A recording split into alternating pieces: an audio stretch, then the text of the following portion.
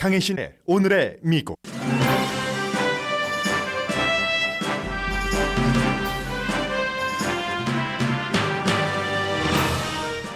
아프가니스탄에서 미군이 철군하고 처음 맞는 베테랑스 데이인 오늘 미국 대통령 현재 알링턴 국립묘지에서 연설하고 있습니다. years old, and the ambassador's 47. But all kidding aside, Mr. Ambassador, thank you for your service during World War II. 대통령은 알링턴 국립묘지에서, 부통령은 프랑스에서 숨진 병사의 묘역에 헌화했습니다. 인플레이션이 연방준비제도의 목표치보다 3배나 높을 정도로 물가 인상이 심각합니다. 서민 경제와 정치가 1980년대에 그대로라는 말이 강하게 들립니다. 레이건 시대입니다. 바이러스는 최근 다시 케이스가 늘어나지만 염려할 정도는 아닙니다. 이제 미국에서는 코로나 바이러스는 인데믹에 들어갔다는 말 들립니다. 텍사스 주지사 마스크 착용 의무화 금지 행정명령은 연방 판사가 뒤집었습니다. 연방 법무부가 장애인에게 요금을 더 받았다는 이유로 우버를 고소했습니다. 지금 미국에서는 지난해 있었던 블랙 라이브스 매터 시위 당시 미성년자 자경단으로서 2명의 시위대를 살해한 카일 린튼하우스 법정 증언이 이틀째 열리고 있습니다. 그는 무죄를 주장합니다. 주식시장에 등장한 지 하루 만에 리비안 전기 트럭 제조업체 주식이 포드의 가치보다 높아졌습니다. 미국과 중국이 예상하지 못했던 사이 기후변화에 공동 대처한다는 성명을 밝혀서 세계가 환영합니다. 여러분 안녕하십니까? 오늘의 미국 강혜신입니다. 오늘 베테랑스 데이이기 때문에 이제 미국의 연방 할러데이 공휴일이고, 베테랑스 데이는 메모리얼 데이와는 조금 다르죠. 메모리얼 데이가 조금 더 이제 숨진 장병들에 대해서 아주 좀 엄숙하게 그들의 어떤 감사함도 표현을 하지만 넋을 기린다고 할까요? 그런 것에 비해서 이제 제향 군인 데이, 제향 군인의 날, 베테랑스 데이는 조금 더 가볍고 즐겁고 하다고 할 수 있습니다. 그래서 오늘 미국에서 바이든 대통령 알링턴 국립묘지에서 이름 없는 병사에게 헌화도 하고, 헌화할 때의 모습이 카톨릭 대통령이라는 것을 나타내 보여주고 있더군요. 묵념을 하고 나서 바로 성호도 긋고 하는 그런 행사들이 이어졌습니다.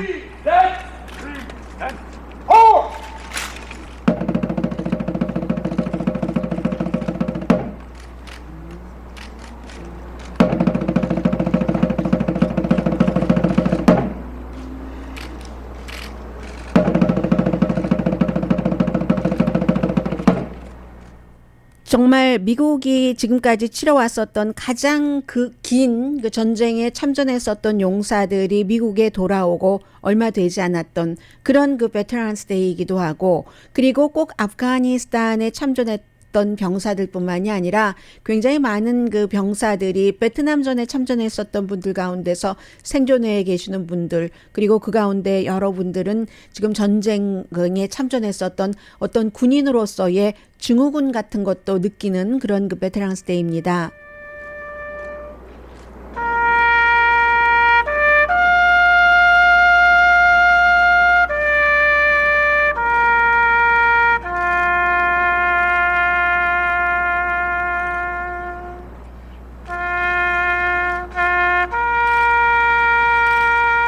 또 하나 올해의 베테랑스 데이가 조금 더 다른 해보다 무거운 이유 가운데 하나는 코로나 바이러스, 코비드에 걸리신 나이 드신 이제 참전 군인들 가운데는 굉장히 오래 고생을 많이 하신 분들이 계시고, 그래서 이제 이래저래 조금 무겁기도 하고, 사실은 전쟁에 참전을 했었던 병사들 같은 경우는 어떤 경우든 수십 년이 지나도 아픈 부분이 있다고들 전쟁에 참전해 보신 분들이 많이 알고 계실 겁니다. 지금 바이든 대통령 알링턴 국립묘지에서 연설하고 있습니다. You are the very spine of America, not just the backbone. You're the spine of this country. And all of us all of us, owe you. And so on Veterans Day, and every day we honor that great debt and recommit ourselves to keeping our sacred obligation as a nation. 이 군인이라고 하는 것은 또 뭐 그 재향 군인의 날에 생각을 할 수 있는 그런 모든 군 복무를 하고 했었던 사람은 이 나라에 완전히 정말 척추와 같다라고 얘기를 하고 국민 모두 그분들에게 어떤 그 마음가짐, 빚이라는 말은 너무 흔하죠. 그런 것들을 갖고 있다는 것을 베테랑스 데이 때뿐만이 아니라 에브리데이가 사실은 그 베테랑스 데이여야지 되고 그 같은 취지로 대통령이 연설하고 있습니다. For them and their families while they're both deployed and when they return home. 지금도 해외에 파병돼 있는 군인들 그리고 그 군인들의 가족에 대해서 국가가 또 커뮤니티가 무엇을 해줄 수 있는가 말합니다. 항상 이제 대통령들이 베테랑스 데이 때 연설을 할 때는 어떤 그 포뮬러 같은 것이 있습니다. 그래서 이제 예로 들 수 있는 그 해에 가장 적절히 어울린다 하는 어떤 사람의 이그젬플을 들어서 국민들에게 일반인들에게 미국이 이제 군인이나 군인 가족이 얼마 되지 않기 때문에 다시 한번 그들의 여러 가지 희생이라든가 공훈 그야말로 스파인이라고 그 미국의 그 아주 척추라고 얘기를 할 정도의 것을 강조를 하는데 지금도 대통령이 이제 그 같은 연설을 하고 있습니다. 오늘 아침에 우연히 보잉사의 광고를 봤습니다. 보잉사가 1916년도에 시애틀에서 만들어진 비행기를 디자인하고 제작하고 그리고 항공회사잖아요. 그런데 보잉사가 제일 처음에 미국 그 정부 측과 계약을 한 게 만들어지고 그 다음 해인 1917년, 이 1917년, 1916년, 1945년 2차 대전이 끝나기 전까지의 여러 가지 그 분위기를 짐작하시겠죠. 그래서 그 만들어지고 나서 1년 뒤에 보잉이 해군과 첫 번째로 계약을 했는데 민간 항공기만 만들고 하는 회사가 아니니까요. 그 당시에 모델 C플레인이라고 해서 이제 그 바다에 이렇게 딱 사뿐히 앉는 그런 이제 비행기를 만든 것이 그 보잉이 1917년이다. 참 이 연도수를 보면 여러 가지가 비교가 되기도 하고요. 그러면서 보잉의 광고가 무엇을 얘기를 했냐면 보잉이라는 회사가 얼마나 많이 군인들과 군에서 이제 제대한 재향 군인이 되겠죠. 오늘 본인들의 날이신 그런 분들 그리고 그들의 가족들을 보잉사의 직원으로 만들기 위해서 훈련도 하고 리크루트도 하고 그렇기 때문에 이제 받은 것을 되갚는다 하는 것을 하고 있는가 그런 그 광고를 하는 것을 봤습니다. 그리고 이제 군대에서도 테크놀로지 경험을 많이 쌓을 수 있기 때문에 그런 경우는 군에서 여러 가지 훈련받은 것과 함께 회사에도 대단한 그 보물과 같은 인재들이 되고 있다. 경쟁력이 있다라고 얘기하면서 보잉사가 군 출신이 15%나 된다고 하거든요. 그래서 이제 역시 그 베테랑스 데이에 맞는 선전이구나 그런 생각을 조금 해봤습니다. 그리고 지금 대통령은 재향군인의 날 연설에서 경제에 대해서 아무 말도 하지 않겠습니다만은 보통 사람들은 오늘 우체국도 문을 열지 않죠. 그래 연방 할러데이이기 때문에 이건 마켓 좀 가야지 되는데 물건값이 너무 올랐어 하는 것을 또 경험하게 되실 겁니다. 제가 오늘은 여러분들께 The Straits Times라고 싱가포르에서 발행되는 신문이 지금 미국의 인플레이션을 어떻게 보고 있는가 하는 것을 좀 전해드리겠습니다. Straits Times도 굉장히 오래된 신문이에요. 미국의 뉴욕 타임스와 비슷한 때 1845년도부터 신문을 발간을 한 게 이 Straits Times인데 4년 전보다 그로서리 스토어에서 물건을 사기 쉽습니까? 이 질문은 싱가포르에서 발행되는 스트레이트 타임스가 독자들에게 하는 게 아니라 로널드 레이건 전 대통령이 대통령에 딱 그 출마해서 국민들에게 유권자에게 했었던 말이라고 얘기합니다. 그래서 레이건 대통령이 승리하기 직전에 했었던 말이라는 거예요. 그런데 지금 민심도 1980년대쯤 79년도 80년대 이때와 비슷하다는 거죠. 그리고 이런 것들이 국민들의 생활에 어떤 영향을 미치느냐도 중요하지만 내년 중간 선거와 지금 알링턴 국립묘지에서 재향군인의 날 연설을 하고 있는 바이든 대통령의 정치에도 굉장히 중요하다라고 얘기를 하면서 모든 경제 전문가들이 내년에는 나아질 것이다. 당연히 인플레이션, 물가 인상이 좀 잡힐 것이다라고 얘기를 하는데 그 내년 언제, 얼마나 이게 문제라고 얘기를 하고 있습니다. 연방준비제도의 그 목표는 2% 정도죠. 인플레이션. 그러면 10월 달에 지난 1년 전에 비해서 6.2% 물건값이 인상했다 하면 어떤 것은 뭐 4. 몇 %지만 어떤 건 7%가 넘는 것도 있습니다. 그래서 평균 6.2%라고 하면 연방준비제도가 목표로 세운 2%보다 3배 이상 많은 가파른 물가 상승입니다. 두 가지 중에서 한 가지를 잡으면 되는 거죠.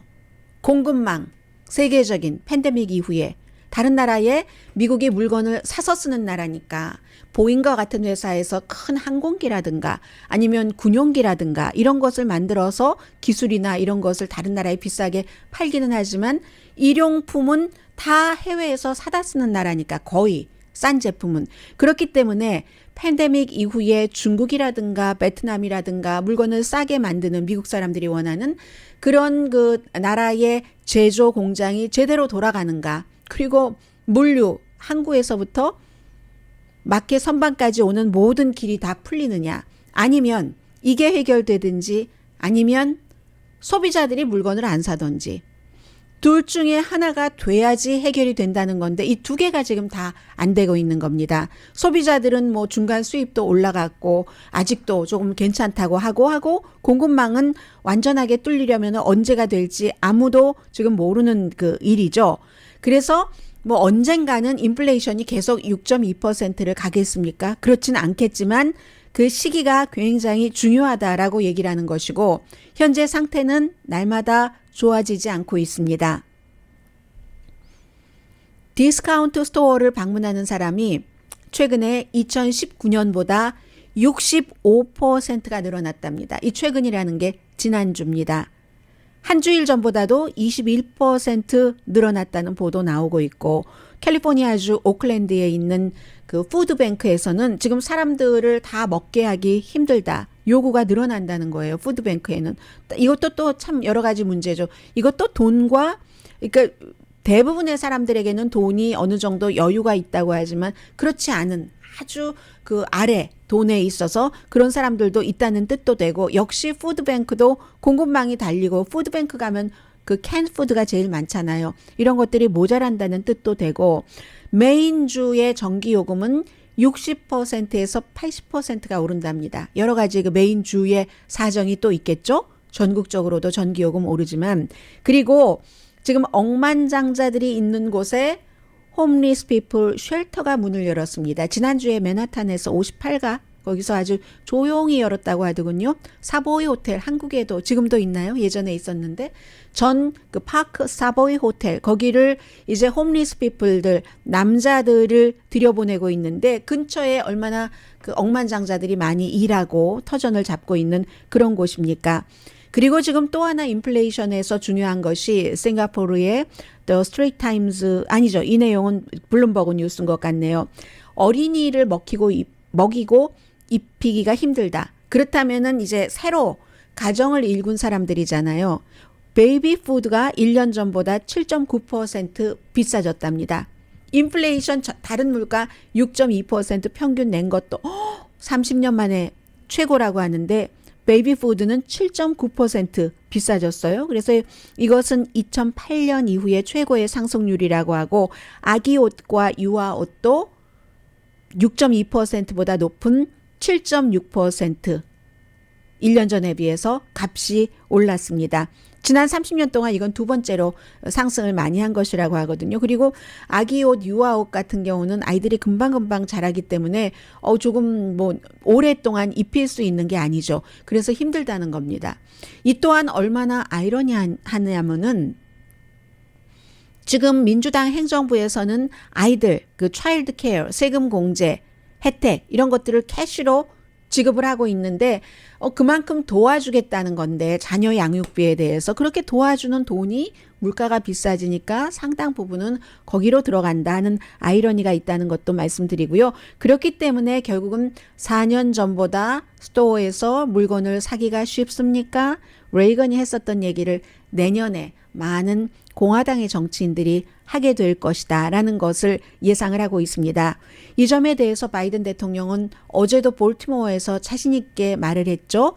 기간 산업안이나 사회복지 지출안이 완전히 이게 시행이 되기 시작하면 곧 일자리 정상등도 되고 공급망도 좋아지면서 문제가 해결될 것이다 라고 얘기를 하고 연방정부에서 경제 전문가들에게 에너지값도 굉장히 높이 올라갔으니까는요. 어떻게 에너지값을 잡을 수 있는가 방안을 마련하라는 지시를 했다고도 했습니다.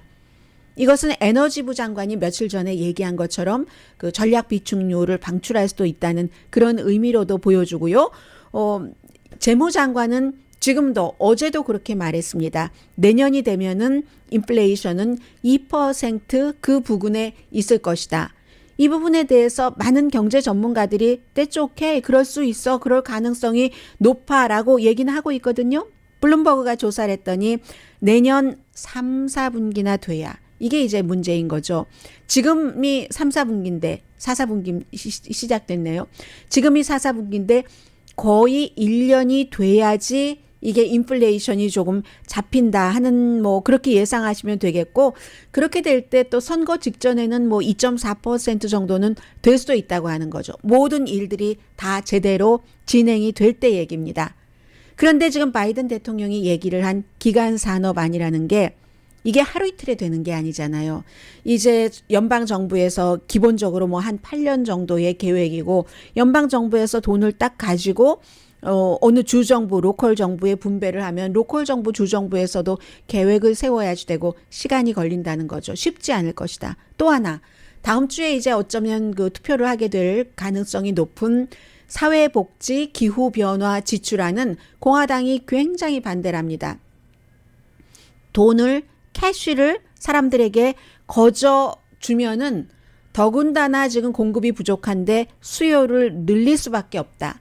민주당 가운데서도 여기에 동의를 하는 사람이 많습니다. 그 사람이 바로 웨스트 버지니아가 지역구인 조 맨신 연방 상원 의원입니다. 조 맨신 연방 상원 의원이 완전한 민주당 색깔은 아니지만 그렇다고 완전한 공화당 색깔도 아닙니다.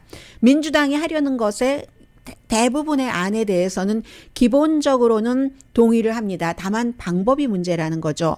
조 맨신 의원도 돈을 이렇게 많이 풀어서야 인플레이션을 잡을 수 있겠는가라고 얘기하면서 지금 사회복지 지출안에 대해서 통과시키지 않을 것 같은 그런 카드를 어제는 만지작거리는 것과 같은 말을 했거든요. 그렇기 때문에 대통령이 얘기하는 기간산업안의 집행과 사회복지 지출안의 집행이 인플레이션을 많이 잡아줄 것이다 하는 것에는 큰 기대를 단기간에는 장기간에는 할 수 있겠죠. 장기적으로 일자리를 더 만드니까 팬데믹 이후에 아직도 400만 명이 팬데믹 이전보다 일하는 사람이 원래 일했던 사람이 일자리를 찾고 있지 못하는 사람이 400만 정도 되니까 그 사람들 자리 잡고 뭐 여러 가지가 지금은 불안정한 상태니까 안정이 되면 인플레이션 잡힐 수도 있다고 보지만 너무 오랜 계획의 장기간 계획의 일이기 때문에 이것도 힘들다 하는 그렇기 때문에 1980년대 정치가 미국에서 이 물가 인상 때문에 지금 이루어지고 있다 하는 게 싱가포르에서 발행되는 The Straits Times의 진단이었습니다.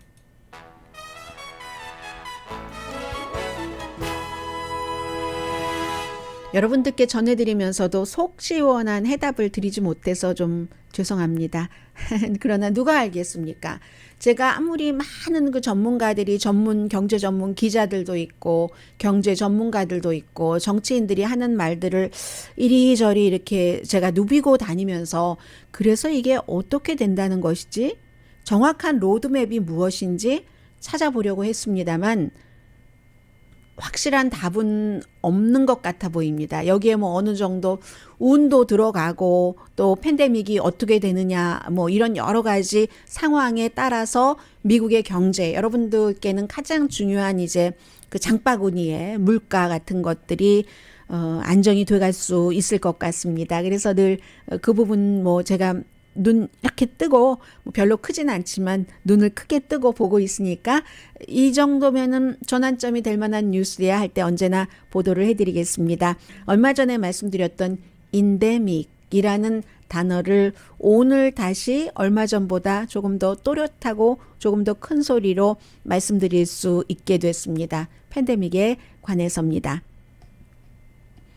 그리고 사실은 어제 오늘 미국에서의 탑 뉴스는 한국의 많은 매체가 거의 언급하지 않는 카일 리튼하우스라는 한 지금은 18살이 된 청년의 어제는 그 재판정에서 보니까 너무너무 울먹울먹해서 휴정까지 됐는데 2명을 살해했는데 무죄인가 유죄인가 그것이 문제로다 하는 재판입니다. 잠시 뒤에 전해드립니다.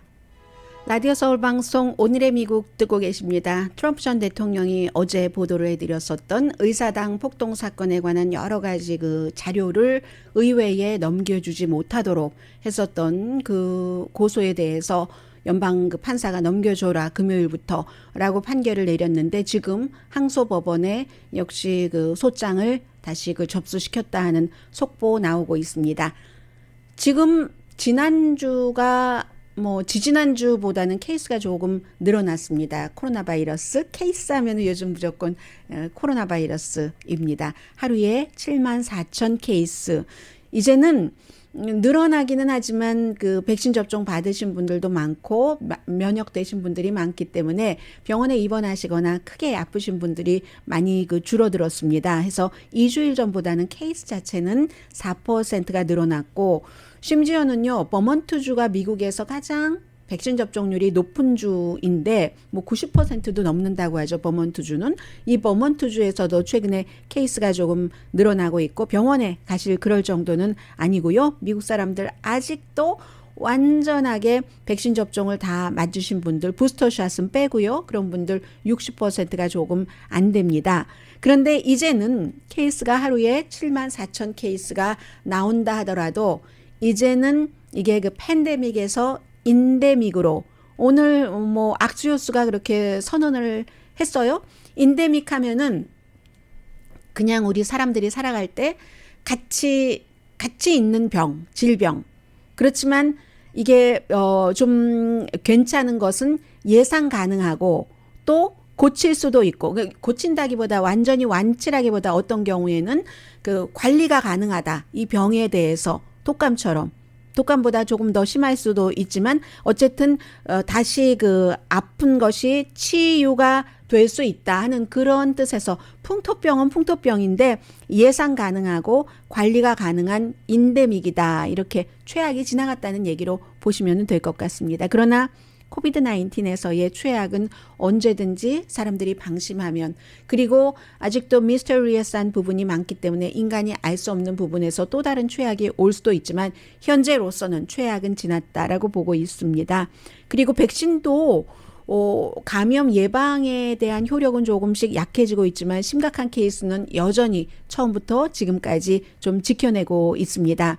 어린이들이 5살에서 11살 사이가 이제 지난주에 거의 100만 명 접종했다고 하고 그리고 지금 70만 명 정도는 또 예약을 했다고 하거든요. 그럼 170만 명이면 전체적으로 5살에서 11살 사이에 백신 접종이 가능한 연령대가 미국에서 2,800만 명이니까 그 가운데서 이제 170만 명 정도는 된 거고 이게 이제 한 주일 사이에 이런 일들이 일어난 것이고 좀 더 많이 추수감사절 전에 이렇게 백신 접종이 이루어지기를 바라고 있는 것이고 텍사스의 주지사와 검찰총장과 교육 커미셔너가 이 장애인 어떤 그 권리를 보호하는 그룹에 의해서 고소당했습니다. 백신이 아니라 이번에는 마스크 착용이에요. 텍사스 주지사가 마스크 착용 의무화를 하지 못하도록 마스크 착용 의무화를 금지, 밴드 하는 행정명령을 내렸는데 여기에 대해서 장애인의 권리를 보호하는 그룹에서 고소를 했거든요. 판사의 판결은 교육부는 아이들에게 마스크 쓰는 것을 의무화할 수 있다였습니다. 장애인 그룹에서 고소할 때는 이런 내용이었습니다.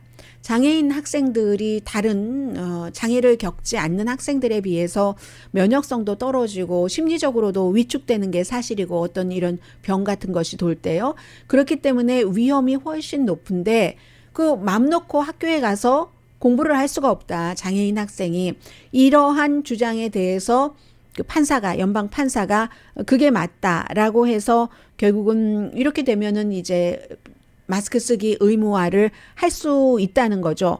그리고 최근에 유니버시티 오브 텍사스에서 이제 가장 큰 공립대학교에서 여론조사를 해봤더니 유권자의 57%는 실내, 뭐 학교가 됐건 어디가 됐건 실내에서 마스크 쓰는 것 의무화하는 것을 좋아한답니다.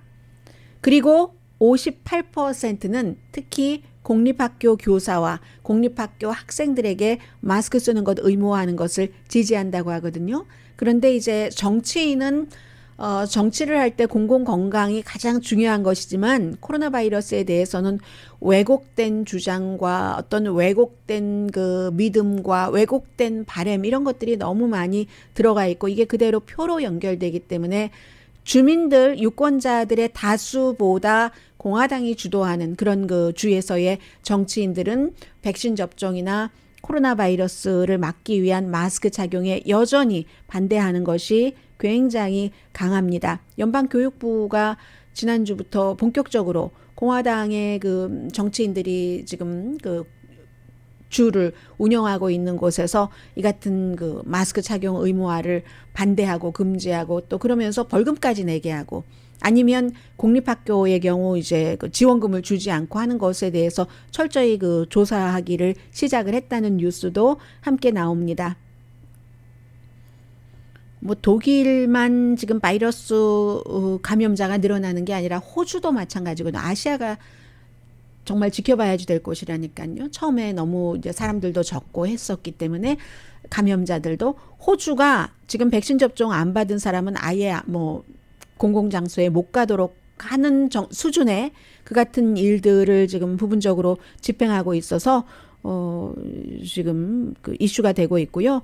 무슨 뭐 네거티브 이런 거 미국에서는 네거티브를 보여주거나 로스앤젤레스의 경우 식당에 들어갈 때 백신 접종 카드를 보여줘야 된다 하는데 아예 그 네거티브 반응 이런 것 상관없이 아마 약간의 또 무슨 뭐 그 예외는 있겠지만 호주가 굉장히 강하게 지금 하고 있다는 얘기 나오고 있고요. 그리고 이 내용은 미국 뉴스에 관심이 있으신 분들께서는 케이블 텔레비전에서 어제도 그렇고 오늘도 대통령이 알링턴 국립묘지에 도착하기 전까지는 이것만 계속 방영을 하니까 뭐지? 뭐 무슨 그렇게 얼핏 보기에 일하시면서 텔레비전 보시는 분들이 많으시잖아요. 궁금하실 것도 같고 미국의 굉장히 중요한 이슈여서 가능하면 짧게 전해드립니다. 카일 리트하우스라는 청년이 있었는데 지금은 18살입니다. 지난해 사건 당시에는 미성년자였었죠. AR-15 총을 가지고 일리노이에 살고 있는 청년인데 옆에 위스콘신주에 가서 당시에 조지 플로이드가 아닌 다른 아프리칸 아메리칸을 백인 경관이 숨지게 했었을 때 그때 이제 조지 플로이드니 뭐니 다 겹치면서 굉장히 그 블랙 라이브스 매러 시위가 강했었죠. 이때 이 청년이 일종의 뭐 자경단 비슷하게 하면서 17살인데 총을 들고 옆에 주에 가서 결국은 누군가 그 시위대를 한 사람을 살해하고 두 번째 사람 살해하고 세 번째 사람을 다치게 했습니다. 이 청소년이 그리고 나서 그 당시에 현장에서 경찰에 가서 내가 이런 일이 있었다 하려고 했는데 경찰이 집으로 보내버렸어요. 그때 그 비디오 같은 것이 나온 것이 경찰에게 뭐 얘기하고 하니까 경찰이 그 소년에게 뭐 물도 주고 뭐 이런 것들도 많이 그 나왔었고요. 해서 이 청소년이 굉장히 그 당시에는 아니 시위대를 저렇게 했는데도 하면서 그러나 반대쪽에서는 이 청소년에 대한 변호사 비용을 대겠다고 하면서 수많은 그 인터넷 온라인에서 그야말로 뭐 성원이 답질한 거죠. 그 청년이 어제 오늘 이틀 동안 아직도 볼살이 아기 같아요. 아기라기보다 정말 10대 청소년 청소년으로서 그냥 어린 나이에 얼굴이 묻어 있는 그런 모습으로 이번엔 양복을 입고 지난번에는 AR-15 총을 들고 깜깜한 밤에 막 총 쏘고 하던 그런 거였는데 어제 나와서 본인이 증언을 하는 거예요.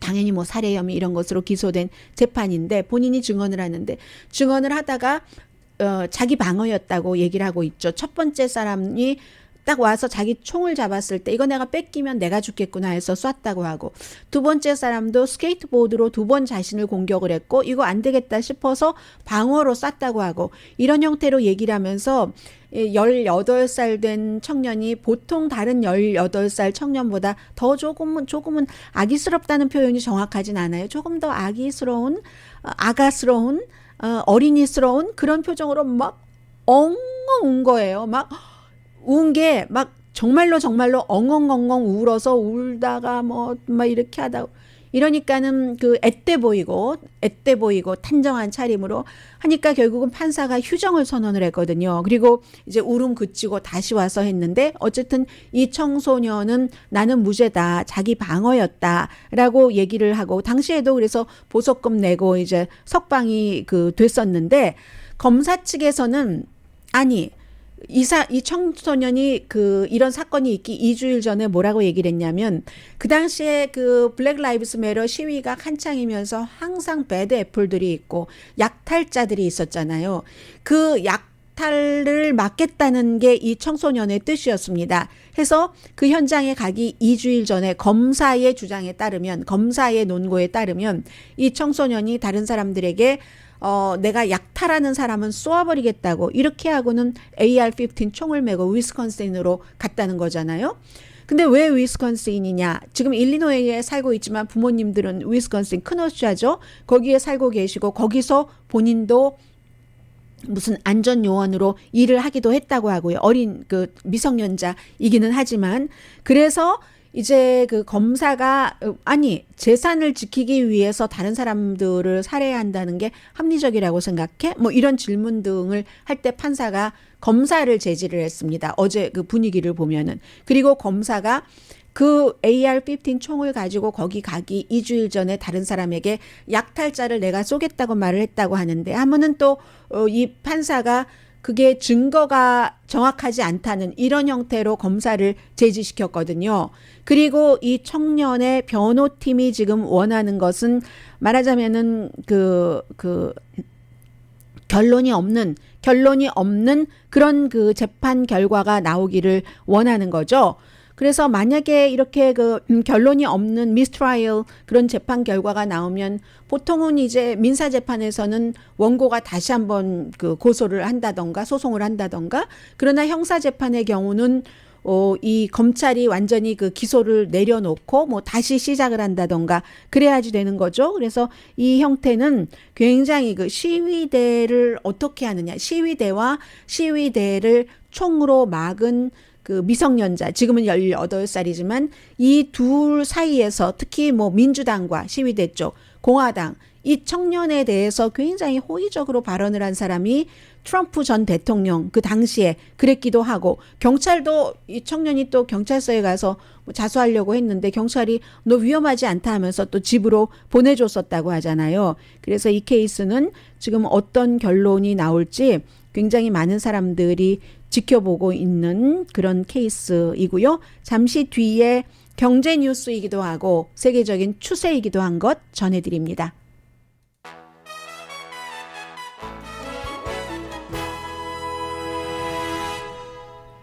라디오 서울 방송 오늘의 미국 듣고 계십니다. 아마 이 브랜드 네임은 여러분들께서 많이 들으실 수도 있고 아닐 수도 있고 리비안이라는 RIVIAN이라는 뭐 생긴 지는 한 12년 된 회사입니다. 얼바인에 본사가 있고요.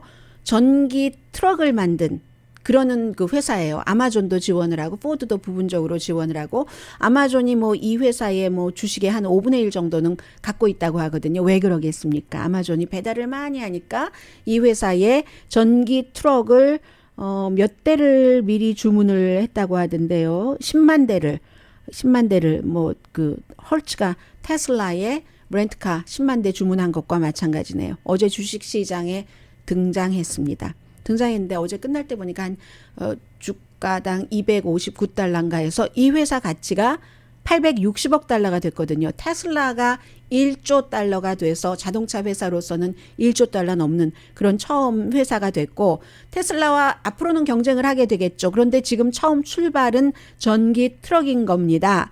해서 이 회사가 지금까지 전기 트럭을요 156대밖에 안 만들었습니다. 사람들이 가능성을 보고 그렇게 되는 거죠. 물론 테슬라와 경쟁해야지 되는 것만도 아니고 뭐 그 제너럴 모터스 또 심지어 포드와도 경쟁을 해야지 되는 그런 형태인데도 불구하고 투자가들은 자동차 전기 자동차를 미래에 굉장히 막대해질 것이다 하고 보고는 이렇게 투자를 한 거죠.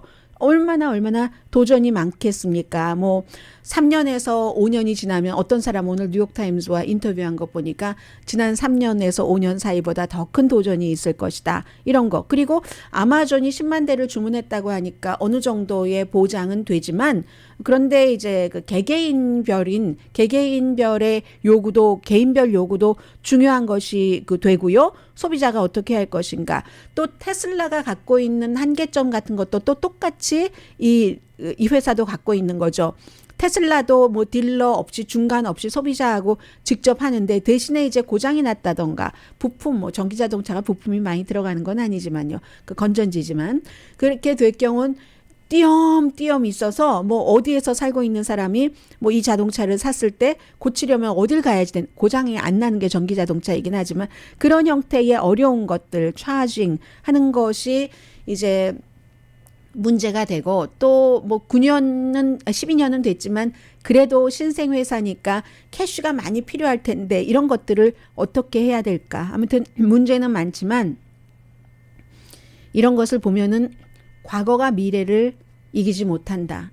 미래는 과거를 반드시 이긴다. 포드가 얼마나 오래된 회사입니까? 포드의 가치보다 이 회사의 가치가 더 높다니까는요. 156대밖에 안 만들었는데 그런 게 있고요. 자동차와 관련해서 연방 법무부가 우버를 고소했습니다. 연방 법무부는 뭐라고 얘기하냐면 이제 장애인들에게 차별이다. 우버가 2016년 몇몇 도시에서 시작을 해서 뭐 딱 그 우버 자동차가 그 앞에 도착을 했는데 손님이 늦게 나와서 시간을 낭비를 해야 되잖아요. 그럴 경우에 이제 무슨 피를 붙였답니다. 그런데 연방 법무부가 고소한 건, 그러면 일반인은 일반인이고 장애인은 뭐 휠체어도 접어야 되고 또 뭐 지팡이 같은 것도 그렇고 시각 장애인은 안전하게 걸어가려면 천천히 가야지 되고 하는데 이건 장애인들에게 돈을 더 받는 게 아닌가 해서 고소를 한 거거든요. 차별이다. 장애인 일상생활을 편리하게 도와야지 이 우버가 수정을 하기를 원하는 것이고, 뭐 이렇게 되는데 우버는 굉장히 놀랍고 실망스럽다고 얘기를 합니다.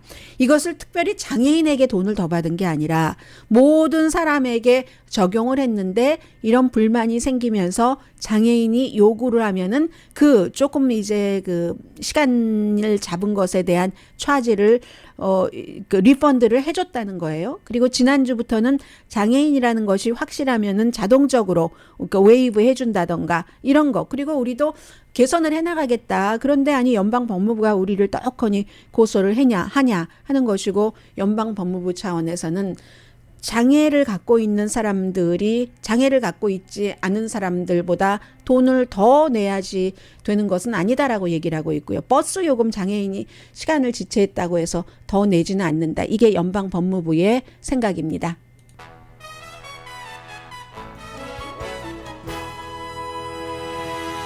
라디오 서울 방송 오늘의 미국 듣고 계십니다. 예상하지 못한 결과였다. 이렇게 얘기를 많이 합니다. 아직도 기후변화 회의 끝나지 않았어요. 그래서 그곳에 존 케리 미국 기후변화 특사가 있는데 그의 카운터파트인 중국의 기후변화 특사와 어떤 공동 성명을 발표했는데 구체적인 내용은 없었지만 다만 세계에서 이렇게 오염을 가장 많이 내보내는 중국과 미국이 오염도 40%를 내보낸다고 하잖아요. 두 나라가. 그런 나라들이 구체적인 것은 없었어도 우리가 함께 이것을 막겠다라고 약속을 하고 서명을 하고 발표를 한 것 자체가 세계가 굉장히 사뭇 유엔 사무총장을 포함을 해서 환영을 하고 있습니다. 앞으로 10년 안에 지구 기온을 산업혁명 이전보다 1.5도만 높게 한다인 정말로 거대한 야망과 거대한 숭고하긴 하지만 힘든 그 목표이죠. 해서 메탄량도 줄인다고 하고 산림 파괴도 금지한다고 하고 워킹 그룹을 지금부터 이제 만들겠죠. 그런데 이게 처음은 아닙니다. 2014년도에도 미국과 중국이 했었어요. 그런데 트럼프 전 대통령이 되고 나서 이제 이것을 깨버렸었죠. 그러한 점들이 또 있습니다. 현재로서는 세계는 환영한답니다. 네, 베테랑스 데이에 미국 대통령들이 항상 이름 모를 그럴 병사의 무덤에 다 그 헌화하는 게 그분들께 감사하는 것을 표현하는 거잖아요. 우리 주변엔 다 그런 사람들이 있을 것 같습니다. 강희신이었습니다.